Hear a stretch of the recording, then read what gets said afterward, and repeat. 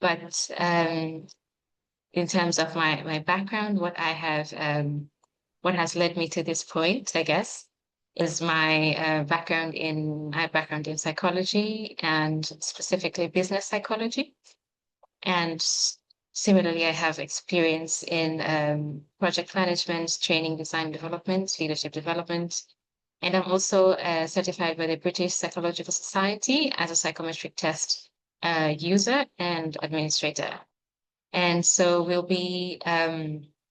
I'm very excited. I'm always very excited to join and talk about a little bit more about the general theories, the general issues that we are working to address at Psychometrics. And so today specifically, because some of our solutions address leadership and aim to build, like Amadeus shared before, transformative leaders, especially in emerging markets. So we'll be specifically touching about psychometrics and assessments and leadership development. But just to be a bit more particular about what we're going to cover in this webinar today. So we're going to look at why leadership development matters in 2025 and beyond. There's a lot of emphasis. I'm sure we're not the first company, organization to be talking about leadership development. It's quite emphasized in a lot of circles. And so we're taking a look at just generally why it matters. But also we'll look at the leadership journey, which is our philosophy of leadership development, is that leadership is a journey. And so we'll look at specifically the challenges and growth points that one is likely to encounter as they navigate this terrain of leading, specifically in emerging markets and high context cultures. And we'll be looking to define what excellence then, how do we look at excellence? How do we pursue excellence in leadership? And specifically, we'll be looking through our lens of dual mastery. So we'll be introducing that lens later in this webinar. And we'll be seeing then how psychometric tools add on or are part of this leadership journey and how they facilitate the mastery that we will have introduced. And finally, I will also share now some best practice or principles for using psychometrics. There's a lot of psychometric tools out there, and maybe some of us have engaged with a few of them, maybe we haven't. So I would just like to leave you with some information about what is the best way, how can you best utilize and take advantage of the tools, psychometric tools. And specifically also, I'll touch upon our self-report, the individual assessment tool, and actually I'll give you an exclusive sneak peek into some of our reports and some of the insights that you would expect from the report. And before wrapping up with some key takeaways from that we'd like for you to take away from this session today. So, and of course, we'll have a question and answer. In case you have any question as we go on, as we continue, feel free to send it to my co-host, Amadeus, who will be presenting and sharing the questions at the end. So you are very welcome. So when we talk about leadership development and why it matters, there's, like I mentioned before, there's a lot of effort that goes into developing leaders in organizations. There's also this emphasis now even in schools, in companies, in universities. There's a lot of emphasis, and people are being pushed towards developing themselves and seeing themselves as leaders. And so when we look at the reasons why it's key or it's significant to develop leaders, we see that organizations do this in order to prepare capable pipelines. And so as organizations grow, as they diversify, maybe in services, they grow in income, they grow in outputs, there is always an increasing need for people who are able to lead, people who are able to see the vision, contribute to even forming maybe that vision, but also drive the mission of the organization, the execution, and making sure that the work that they do gets done. And so apart from the founders, the CEO, people who started the company, perhaps, as they grow, as companies grow, there's a need for more people to to be at the top, to lead at different levels, different groups and departments as well. And so it's in the best interest, and companies have found that it's in their own best interest to develop the leadership skills of their employees from the very beginning, from very sometimes even entry points into the organizations. But also, and so it just makes sense that this drives the business performance. Again, leaders are a big part of driving effective organizations. And so once you have capable leaders, leaders who are able to relate to people, who are able to influence the people that they lead in order to achieve what they want, achieve the business goals, then it's directly tied to the outcome and the growth of the organizations. But also leaders play a very significant part in the culture of the organization and how employees engage. It's not leader behavior. We talked about previously in a previous webinar as well about how leader behavior can contribute to or can set the tone to things like psychological safety, which is key because it determines whether people are able to share any concerns, they're able to share any not only concerns, but also to communicate upwards with their managers without fear of repercussions. And so when there's a culture of openness, of collaboration, then you're likely to find that is because the leaders have been taught and trained and mentored and coached in order to enable that and facilitate that environment. And so just to give a bit more perspective about how big a priority leadership development is to organizations, a study by Harvard Business Review, this is in 2022, reported that organizations spend more than $60 billion annually in leadership development programs.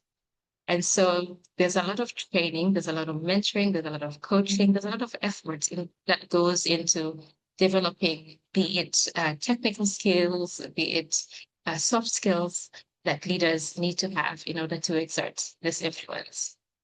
So if take a closer then at our own context, like we said, Zanga is proudly African, and we focus primarily on the African context and our emerging market landscape specifically.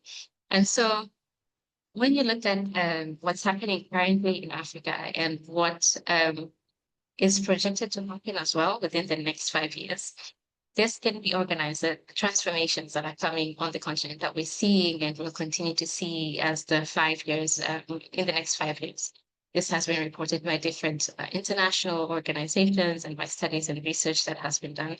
So there's a lot of structural shifts happening. So there's systems and environments, including demographics. Africa is a very it's a very young continent. We hear that constantly. There's a lot of urbanizations as well, people moving from rural areas to urban areas in pursuit of better opportunities and just a better quality of life. But also there's a lot of shifts in terms of capability. So there's a lot of upskilling happening in the country, some of which is happening in the continent, some of which is the leadership development programs that we hear. There's a lot now happening in Africa, but as well as focus on things like entrepreneurship, employability, and looking at essentially work in a different way, because emerging markets are different from other better established markets. But also there's social shifts happening in African workplaces. So there's now Generation Z who are entering the workforce. And it's been a subject of conversation in a lot of places that I've been. What are the needs and how this generation needs to be led differently?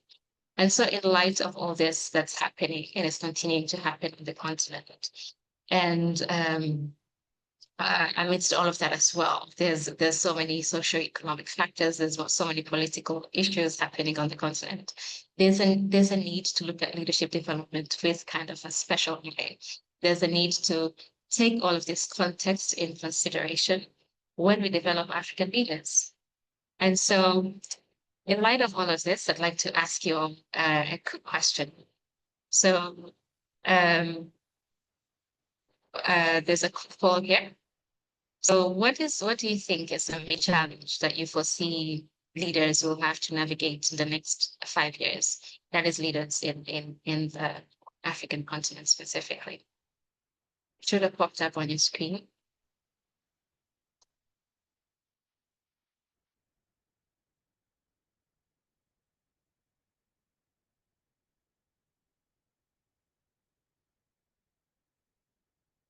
I'll just give you a few more. I'll give it a minute for people to just reply.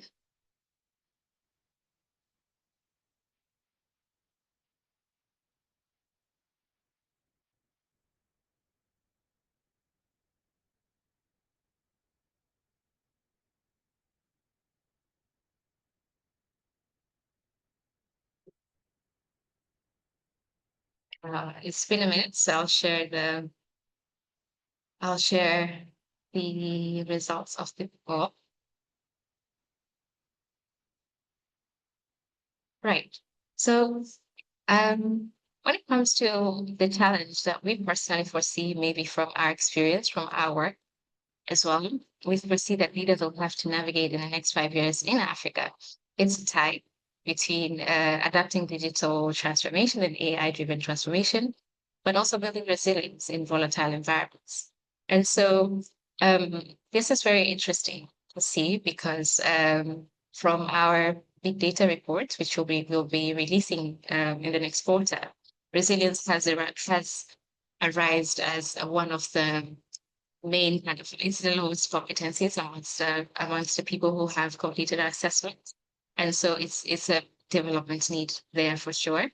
And it's somehow also tied to the digital transformation, as a lot of changes are happening quite rapidly in the digital world, in the technology that's coming and how fast it's being integrated into the work. It will take also a big chunk of being able to adapt quickly, hold ambiguous, but also be comfortable with having some type of ambiguity as we all figure out how we're fitting it into our work. And so definitely some very interesting times ahead for African leaders. Right. So when it comes to our Zanjakin metrics, how we look at leadership then, and how a person really grows into, I would say, their potential as a leader. It's a bit different from other competency models and how other companies and philosophies look at leadership development. So arts leadership is more of a journey whereby, and it's not a journey where somebody goes from point A to point B, but it's rather a constant, it's a constant changes. It's constantly a person encountering a different range of factors that test them in ways, test them or challenge them in ways that they have to show up in a certain way, maybe adapt their behavior, maybe adapt their thinking, maybe learn from someone in order to be able to continue to lead effectively in that environment. And so it's something akin and it builds upon situational leadership, which emphasizes that people, there isn't a perfect way to lead. It's not something written in stone that in order to lead effectively, this is how you have to be, but rather it requires constant adaptation. And so from our work in emerging markets, from our work in Africa, what we have found and what we have been able to identify as the patterns that really influence and cause people to adapt alongside along their leadership journey can be divided into four categories. So one of them being the individual challenges or their own individual perspectives. And so this includes how they shape, how their personal identity is shaped. There's a lot of things that contribute to a person's identity. And we know how big culture, for example, I'm Tanzanian. And so in Tanzania, we still have tribes and tribal values and there's family values, there's national values, some of which are quite similar, but they all shape a person's identity. They all shape a person's preferences and behaviors, even in professional context. But also, one especially is getting into leadership positions. There's also issues often. Depends, again, this is dependent on, it's different for different people, different personalities and other traits. But there's also usually some level of doubt, self-doubt, and often imposter syndrome when you're first stepping into first leadership in positions and situations that require you to be responsible for departments, be responsible for other people and the results as well. But also there are often relational issues. And so this relates to the wider context and things like cultural misalignment, that is, whether an individual's cultural values do not align with those of the people that they lead. But there's also sometimes issues related to resistance to influence or resistance to change. And this could be contributed to by a lot of different factors. It could be gender and stereotypes related to gender. Perhaps people are resistant to being led by female leaders. Perhaps it's people are resistant to being led by somebody who's not from their culture, from their context. And so they have a hard time relating to this person and accepting their influence. But also it could be other issues related to the role itself. So as roles change, as people get promoted, as people change jobs, as we often do in our careers, there is also changing expectations. There is increasingly you have to balance this scale. That is whether you are executing tasks or you're leading and influencing people. And the higher you get in an organization, you might find that the execution is less a demand, but the influencing people and managing people and leading and influencing and having them buy into the vision of the organization and engage in their work becomes more of a role that you have to take up. But also then this is also influenced by the wider context, so the contextual realities of the countries, the continents that we're in. And this just involves some volatile volatility that's related to the market, that's related to political factors, that's related to access to resources, and a lot of other issues that come with building in the context of Africa. And so as one navigates their career journey from, for example, if it's a very, we consider to be a normal career journey, coming in at an entry point, perhaps an internship, and then taking on more responsibility and going up, climbing up the career ladder in an emerging market, what we'll expect is that they will encounter a different combination of these factors at different levels and different points of their journey, such that they have to show differently at each point, and such that they have to behave differently, such that they have to lead in a specific way in that context, in that moment, so that they're able to get the results that they desire for themselves, for their company, and for the business that they lead. So how then do we define excellence? How do we define I think that it begs the question, so how do I know when I'm a good leader? How do I know when excellence is happening? I think then for us in psychometrics, how we look at it is excellence is in the ability to evolve, is in the ability to continually adapt, continually observe, reflect, and adapt your approach as a leader so that you're able to achieve what you want to in that moment of time. And so what it boils down to is our dual mastery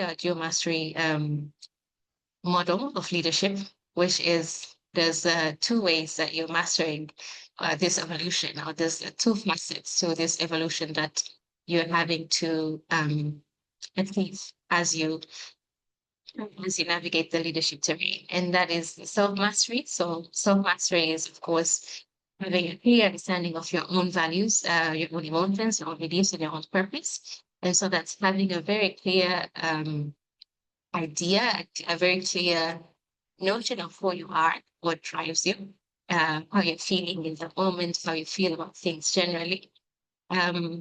but also contextual mastery. So this is reflection related to the wider context. So what's happening outside of yourself? You've understood yourself. You have done the work to consistently um, reflect on your values and what drives you, but also what is happening outside of yourself. So again, this involves power dynamics, for example, if there's any power dynamics in organizations, outside organizations, any cultural expectations of the people that you're leading, cultural expectations of yourself as well, but also any historical influences that are resulting from perhaps experience that people in that organization have faced through before, or any what you have gone through yourself. And so being able to continually reflect, to continually adapt, to continually observe yourselves on these two facets, that is yourself and your context, is what will help you to evolve, help you to adapt your approach in such a way that you're able to keep and maintain that influence on people that you're leading. And so what we have here on the right hand side is something that explains just that. And as you go on as well, you should be able to integrate, as in, so when you're at an entry level position, there wasn't much for you to adapt or to compromise. But as you move up higher and more people look up to you, then there's more to be aware of, and then there's more for you to reflect and adapt about. So here on your right is a wheel that kind of explains that cyclical reflection, adaptation, integration cycle that we have to go through as we evolve as leaders in order to maintain that influence that we have, that we desire to have on people that we lead. So the self-mastery, like I mentioned, it involves reflecting on our own personal values. So values, feelings, emotions, behavior, what drives the purpose. And also being able to integrate, but also, sorry, when it comes down to the context, is understanding the wider cultural norms. So observe the people, for example, that you lead. How do they treat their leaders? What are the expectations of their leaders? Research has showed that people's expectations of leadership really affects how they accept these leaders' influence. And so, for example, if people are expecting for leaders to be more authoritative and to tell them what to do, they'll often not or have a hard time reacting to leaders that or maybe not reacting, but achieving responses or achieving the desired outcome when a leader leaves them to their own devices and does not doesn't do the work of kind of explaining what is needed. And so different cultures have different expectations from their leaders, and being aware of what is expected from you in that context will help you to adapt your behavior in a way that you're able to maintain and achieve your goals as a leader. And so that's where the adaptation comes from. That is, you have reflected maybe if, where you're from or your own culture or your own values, but to let adults lead themselves and to have let people have their own agency. But if the expectations is generally not that, then you consider what you can adapt, and especially be mindful of values that or of behaviors that you're adapting and how it's affecting your own values. So as we know, if we act outside of our own values a lot, then it creates our own personal tension, our own cognitive dissonance. That is then becomes an issue that we have to deal with over time. So this is then how we define excellence, how we look at how a leader, how a person is able to become an excellent leader. It's the ability to adapt, the ability to integrate as time goes, as expectations change, as the context changes, as as as their own values and belief system maybe change and evolve. Now, are they reflecting and adapting that such that they're able to maintain their influence on the people that they lead? So, in the light of this, if it's a constantly changing if achieving effective leadership or excellent leadership is dependent on our ability to evolve, how can we reliably develop leaders at different points of their journey?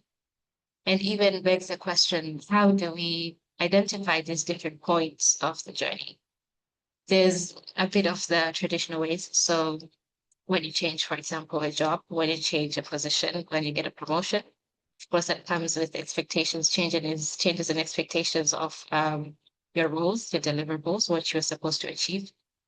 But also there is a change in context. So if you move, there's a lot of movement nowadays in pursuit of better opportunities. People move abroad, people move to other countries to work. So these different points are all points that will challenge you in a way. Being aware of your own kind of default leadership style and what these challenges and what all of these contextual issues are helping you or challenging you to change or evolve will then should be what informs what you're developing at that time. Whether you're signing up for mentoring, whether it's some type of training, coaching, it should be customized to your need at that time. And so what appears sometimes to be a bit of chaos with a lot of things happening at a lot of different times and things being challenging for us as we navigate leadership, as we navigate management, is often patterns that we have not fully observed at different points of our careers. And so if we're able to keep that perspective and we're able to observe ourselves and our context continually, then we'll be able to more readily and more easily adapt and integrate our styles and our insights to achieve leadership outcomes and desired outcomes in different situations. So, what does all this have to do with psychometrics? And maybe one might even think, because what we were talking about is a mixture of challenges and what again seems like chaos at different points. Psychometrics seems like to be on the other side of that, which is, psychometrics is a standardized way of observing behavior, of observing psychological attributes which are not tangible behavior, competencies, IQ, personality traits, and so that, and on all of that. And so psychometrics, the field of psychometrics has different tools that are designed by experts in the field to measure these psychological attributes. And most of them are kind of what we were mentioning and we were referring to in the leadership journey, that you will have to show up and behave in a different way in a specific environment. You will have to look at or navigate your own values and changes in those values at different points of your leadership journey and your career. And so psychometrics can be a way that you're able to maintain this perspective. It's a tool to help you be objective as well. Because, when it comes to, for example, looking at ourselves, could be, there's like attribution biases in psychology. We call attribution biases, whereby everything that went right, everything that I was able to do well was because of me and my efforts and my IQ and my ability. But everything that didn't go well was because of something external. And so I would say, as human beings, it happens often that we take responsibility, we take accountability for things that have gone well, things that have turned out right. But we fail and we would attribute it externally to anything that doesn't go well, that anything that maybe we're unable to deliver in time, we're more likely to attribute it externally. And so when it comes to standardized tool that help us gain, and also when we use them correctly, when we're honest, for example, with the tools that we have to answer the questions ourselves about ourselves, can give us this objective information and help us understand what needs our attention at that point in time. So some examples of the psychometrics are aptitude test, IQ test. There's some also emotional intelligence tests, so EQ assessments. There's personality assessments. You might have done one or more. There's also competency assessments. And so for some organizations, for some organizations, psychometrics have been a standard part of leadership development. And like I was mentioning before, when we use them correctly, when we are honest about what the questions are asking and we're able to answer honestly, then they can be a very useful tool. And when the tools themselves have good standard, of course, then they can be a very useful tool to helping us understand ourselves and also know how to develop ourselves at that point and even beyond, maybe for further in the future. And so the best practice for using psychometric tools when it comes to leadership development and development activities in general. One, you have to start with strategic intent. So you have to clarify why you're using psychometrics. There's a lot of tools out there. Some of them I mentioned in the previous slide. So anything from personality assessment, intelligence, or IQ test, you have to be very clear on why you're using that assessment at that point in time. So, for example, is it for resolving a specific challenge? If you have, for example, seen that there's low engagement in the organization and people seem generally a bit stuck and not performing as expected. So is it in reaction to something, or are you looking to enhance potential and is prepare for the future? But also a second factor in the best practice use for psychometric is to use approaches that kind of combine these insights. So not to rely on one assessment. Sorry. So not to rely on one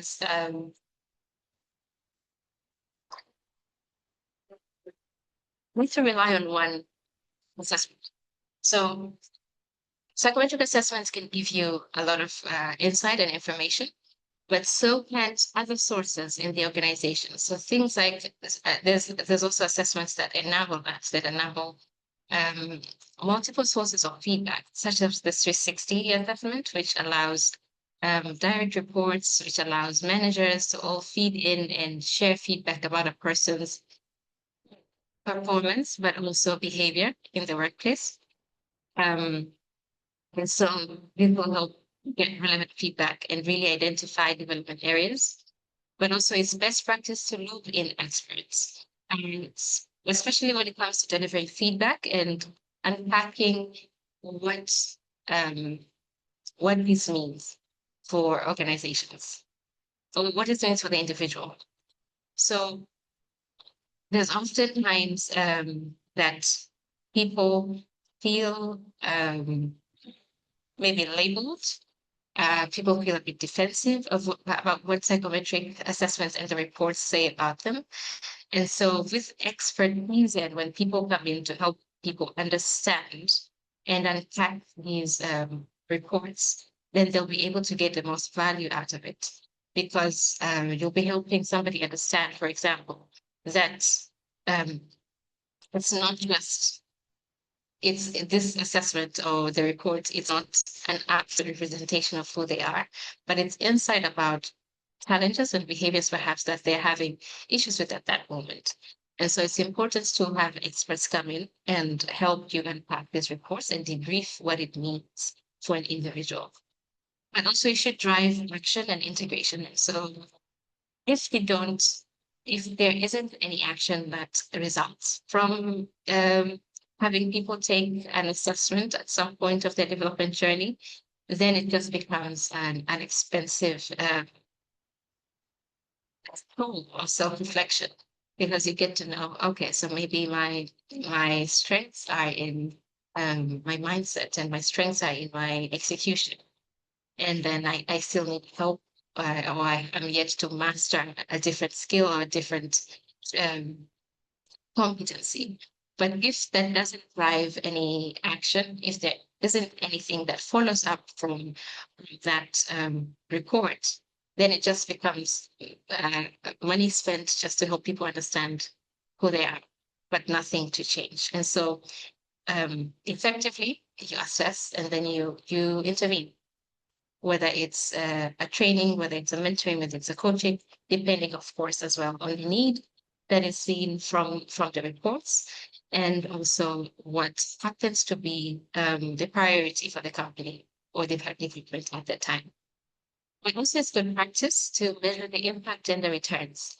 So you track the outcomes of the whatever the intervention activity was, maybe as a mentoring, coaching, training, but also it's good to engage with the people who have taken the assessment to see what are their opinions on the perceived value of that assessment. Did they think, did they find it useful and insightful to their own behavior? Did they find it relevant to their work? Um, because if ultimately a person did not find it valuable, then they might even have some um, just might not be willing to take part in further assessments down the road.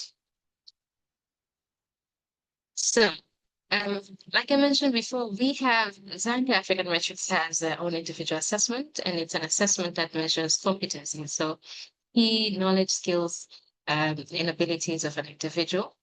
And these are not just these competencies are not relevant only for a specific, or maybe at just an entry point, or um, maybe junior employees. They're relevant for all levels of employment, all levels of management and non-management employee, because they are competencies that are assessed in the Zanga individual assessment are ones that can be used or are used at any point of a person's career. It's what might differ is that depending on what they're needed to deliver, it could be less of a priority. That competency might be less of a priority at that specific time. And so the self-report that comes from taking the assessment would look like this. So it will have a first page where it has the overall results of the 14, we measure 14 competencies, which fall under 4 pillars. And so it will tell you whether it falls under the band of knowledge, skill, or mastery. And then it will go further by breaking down what it means. So each of the competency is explained in depth, and it's explained to also help you see, based on the level or the score that you have scored on this competency, what are likely to be your current strengths at the time. And as we know, strengths are things that we lean in, we lean on, and we leverage at different points to help us achieve what we want, what we desire. Um, in these different roles that we occupy. But also it'll tell you what you need to develop. And so these can directly inform those development activities, the training, the mentoring, the coaching. And it has also a very handy development plan template or sheet that comes with the report that can help you reflect on the contents of the report and what has been mentioned as um, things that you might want to develop at that point, and how you plan to now action that. So, with that being said, I have another quick poll for you. That is, what reservation? Perhaps you've encountered different psychometric assessments before. So I'd just like to know whether you've had if you've had reservations. What reservations have you had about integrating these assessments in leadership development or even other activities? I'll give you a minute to just share.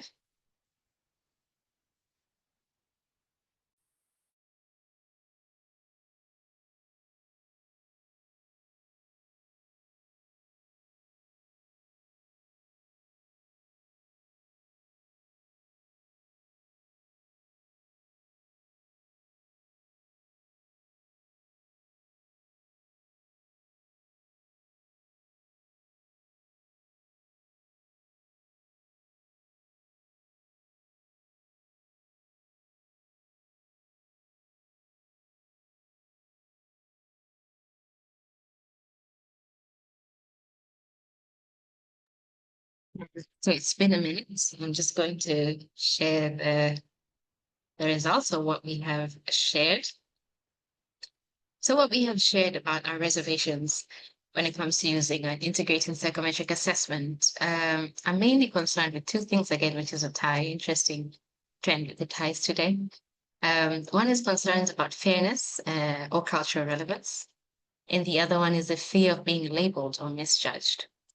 And so what I can say with regards to fairness and cultural relevance are different, slightly different concerns, but related. Um, so fairness is a good psychometric assessment has to show that it's fair. And how this is done is that there is analysis, there's studies that have to be done for each individual assessment that is put into the market, ideally, to show that there are no significant differences between groups of people that take the assessment. What we mean by groups of people is that there's no significant differences between, for example, men and women, such that it's not biased towards showing better results for a certain gender. But also, there's not significant differences for maybe people who are experienced or not experienced. And apart from those which can be explained or expected, for example, just by the level of experience, then we expect somebody's, for example, competency level to be higher. And so it has to demonstrate fairness. And if you're purchasing any psychometric assessment to be used in any activity that you're implementing, you should ask to see information related to fairness and of that psychometric assessment. And cultural relevance is something that we specifically um, are doing our work around. So at Psychographic and Metrics, one thing that I also did mention in my previous slide with our assessment is that our assessment also um, clarifies or measures cultural dimensions, which is the cultural values that are very specific and very valuable and influential in high context cultures. And previous work by a lot of business psychologists have shown that culture plays a big part. Of course, we know this. Culture plays a big part in how we behave, but it also plays a big part with how we behave in the workplace. And so with high context cultures, there's often some it wasn't really clarified. It wasn't really captured what these cultural influences are.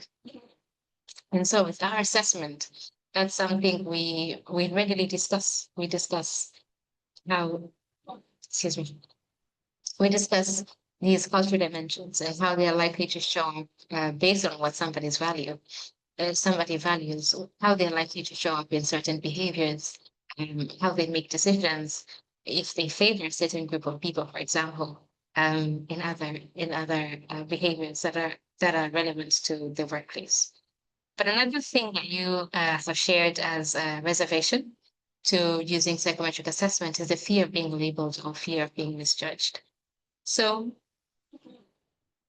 this is I can definitely understand why this is a concern. And this often happens when we overinterpret the results or the reports resulting from psychometric assessments. So we know that there's a lot of things that influence um, how even we answer questions on a certain specific time. And so these um, whatever reports, whatever is shown in the reports of psychometric assessments should not be taken as an absolute, but rather as a starting point. And also some of them, and this is why it's important to have an expert unpack the meaning behind the psychometric assessment report, because that helps you understand as well how some of them are just differences as opposed to labels. So we see this when it comes to things like personality, for example. Um, we might think not so negatively, might not be very happy with being labeled a certain group, but um, some of this is not an absolute. It doesn't mean you show up like that consistently. It might mean that you show up like that in a few occasions, but it's not consistent. And so it's important to unpack um, and read through these reports with an expert who's able to also help you understand what it means, what it implies, and how it translates back into your work. But also some of these psychometric assessments shouldn't be used for things like recruitment and you have to just be very careful about the purpose for which you're using a specific assessment. The good thing is whoever is publishing an assessment should be able to tell you the purpose and the context of use of that assessment. Right. Okay. So we are coming to a head with our webinar today. And so some key things that I'd like to for you to take away. And thank you again so much for joining us today. What is something that we have this start, stop, continue model that we use to identify and discuss some key takeaways. So if there's something would encourage you to start is to start looking at ways to integrate these psychometric insights. They're useful, they're standardized, they're objective, but also they help people gain insights beyond what they would reflect on themselves. And so they give you a more comprehensive they give more comprehensive insight into strengths, development areas, all of which can help somebody develop on the leadership journey. But also, what would encourage you to stop is treating all leadership development as one size fits all.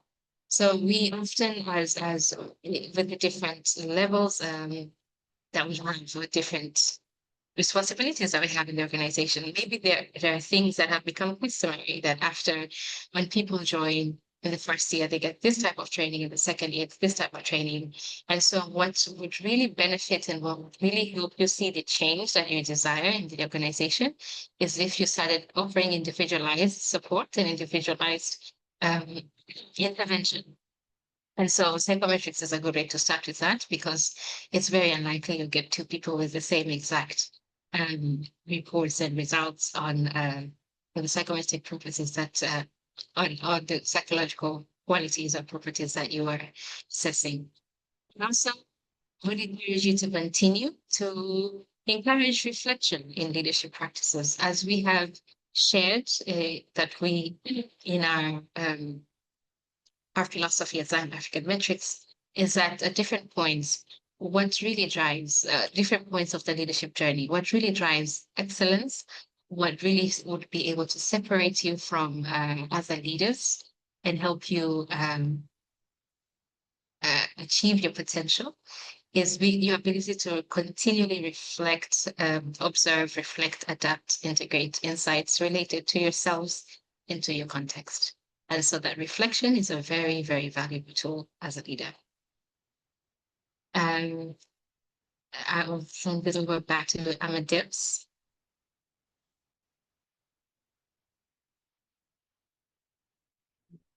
Thank you very much, Shireen. That is a very exciting presentation. Thank you so much for taking us through it. We're about to go into the Q&A, and I know we're excited about this. I am, and that there is a little time to the top of the hour. So I want to be respectful of that. But we have a request for you. please give us some feedback. Tell us how you felt about this webinar and what we can do different and better. There's a QR code on screen that you can scan to give us feedback, but I've also put a direct link to a very short and very quick to complete Google form in our chat. We'd be so grateful if you'd let us know what you thought about this webinar and how we can make it better for you and people like you. Thank you so much. We appreciate you. We appreciate your time. If anybody has any questions, please feel free to put them in the chat. The chat is open for questions, but we are also about to activate your microphones. So if you have a question for Doreen, a comment, a piece of feedback, please put up your hand and we'll call you out. While we wait for this, some questions have been submitted to me in advance, and I'd like to put one of these to Doreen while maybe we put our questions together. And again, you can put them in the chat or you can just raise your hand and we will give you space to ask your question. So, what if the leadership challenge so here's a question. What if the leadership challenge what if the leadership challenges we are facing are more structural than individual? Can Yeah. psychometrics still be of help? Good question. How would you answer that?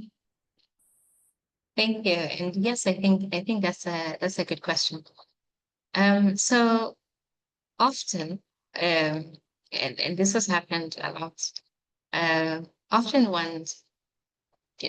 often organizations and companies are having a lot of issues, and one of the ways that they think to address this is to, let's start with psychometric assessment. And it might feel especially to employees, like they're addressing the problem that doesn't exist, or they're not addressing what seems to be a bigger priority to the employees. And this is one of those cases. I mean, maybe you're having a more structural issue. Maybe it's the structure of the organization itself. Maybe it's the wider communication. That's an issue. And the psychometric assessment, it could be seen as a way that wouldn't really help to bring up that challenge. But it depends on, there's some psychometric assessments, and and that will help you kind of aggregate these results, so individual results on a bigger scale, and it'll help you identify issues that are, for example, department-wide or even company-wide. And these issues, because they have been aggregated and they're not just from the individual, can help bring out or can help identify when there's a larger structural issue there to be addressed. So it's not when it's an aggregate level of data per department or per company, and it still shows department-wise, there's still maybe a development area or a competency that's low, or a feeling when it's, if for example it's an employee engagement survey, maybe it's a sentiment that's very low, then it shows and points towards a bigger issue than just how each individual feels or how each individual is performing in their role. And so, yes, they can be psychometric assessments, I'd say, can be helpful in helping especially identify when there's structural issues to be addressed. So they will point towards this when it comes, especially when this data is aggregated at some level. Yeah. Thank you very much, Doreen. That is a great answer. Does anybody have any questions for Doreen before we close out? We have 1 minute left to go. Please raise your hand, unmute yourself. Feel free to go ahead. I think there's one last question that was submitted. If we can just quickly go through it. So Yeah. the last question is, how can we use assessment data across leadership journeys? Not just at one point in time. So how do we use this throughout the entire leadership journey as somebody grows in their leadership? I think like I mentioned before, there will be moments, I think, that are more obvious than others. So with, for example, changes in roles, when you get a promotion, when you change a job, when you change a context, maybe you work in a different country.